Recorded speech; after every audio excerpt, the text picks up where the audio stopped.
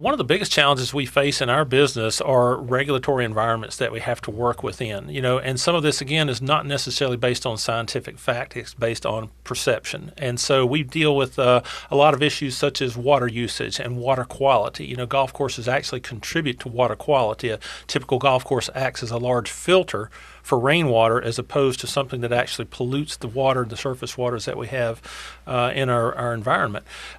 We also face a lot of regulatory things in terms of water restrictions. We have to have water in order to keep the grass alive. A golf course is a living, growing organism, and as such, we have to tend to it. It has to be fed, it has to be watered, it breathes, it even sleeps. And so, all of those factors really contribute to maintaining a golf course. From the standpoint of what we do in terms of the contribution to the economy, golf courses really have to work within our local jurisdictions on taxation issues as well. Golf courses are not typically judged fairly on what they're worth. It's a very unique type of property, so we don't have the opportunity to really have a real good kind of historical valuation of golf courses in terms of market comparables. So it's difficult for tax assessors to come up with the right number for what a golf course is truly worth in a market environment. And that has negative consequences in terms of what the tax situations are for that particular owner.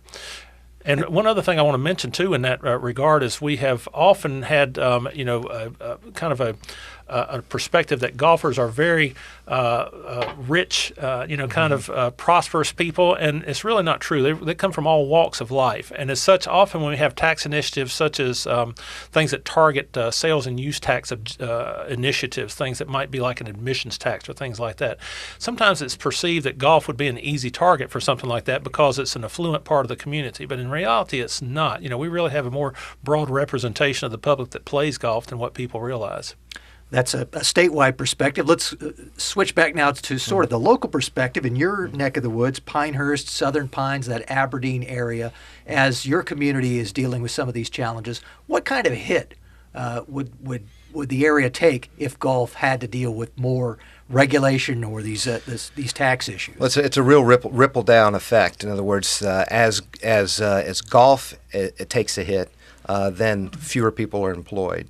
The hotel industry is directly tied to that. The retail industry is tied to it. So there's a real ripple effect as you reduce the number of people that play golf because golf courses are either reduced in size or they cannot operate as profitably, so they have to cut back their staff. I will add one point to I think the exciting thing about the golf industry is the opportunity that exists. Mm-hmm. And one of the things that Dell was talking about was, about water conservation, about sustainability.